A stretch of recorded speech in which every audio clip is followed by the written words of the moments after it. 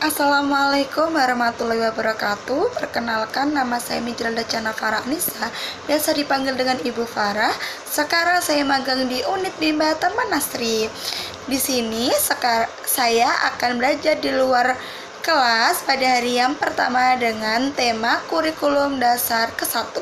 Soal yang pertama, apa pengertian fun learning? Jawabannya adalah proses belajar yang menyenangkan bagi anak.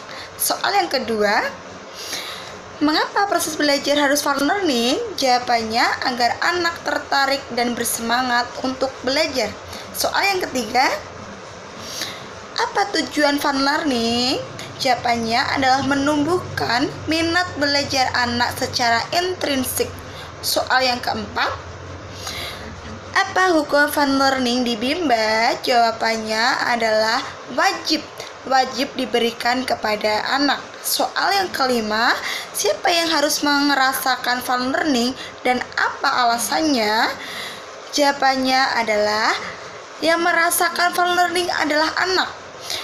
Alasannya agar anak merasakan kenyamanan, kebahagiaan dalam belajar tanpa adanya rasa paksaan dan terbebani.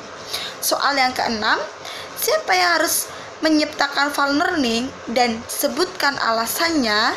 Jawabannya adalah yang menciptakan fun learning adalah motivator.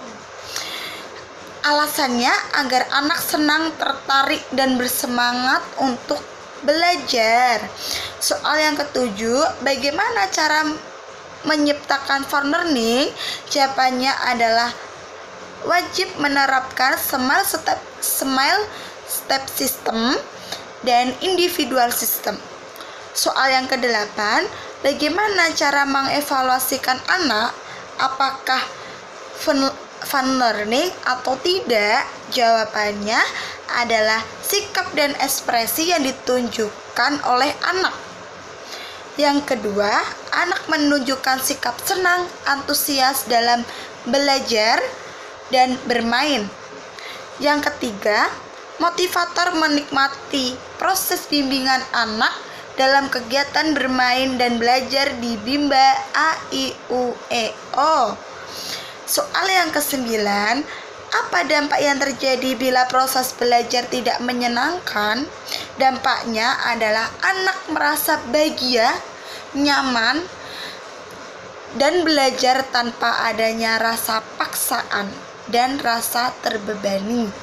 Soal yang ke-10, apakah dampak yang terjadi bila proses belajar tidak menyenangkan? Jawabannya adalah anak akan cepat bosan, tidak tertarik, dan tidak nyaman dalam belajar. Sekarang soal bagian B. Soal bagian B yang pertama adalah apa pengertian small step system? Jawabannya adalah proses belajar yang dilakukan dengan bertahap. Soal yang kedua, mengapa proses belajar harus dilakukan secara bertahap? Jawabannya karena tidak mungkin menyenangkan jika tidak dilaksanakan dengan cara bertahap. Soal yang ketiga, apa tujuan small step system? Jawabannya adalah agar proses belajar yang menyenangkan dapat tercipta. Soal yang keempat, bagaimana cara agar motivator dapat mewujudkan proses belajar yang small step system? Jawabannya dengan wajib menerapkan individual system. Soal yang kelima, apa dampak yang terjadi bila proses belajar small step system? Jawabannya adalah anak merasa senang karena kegiatannya sesuai dengan kemauan dan kemampuan anak, dan masing-masing anak itu dapat terpenuhi dengan adanya small step system.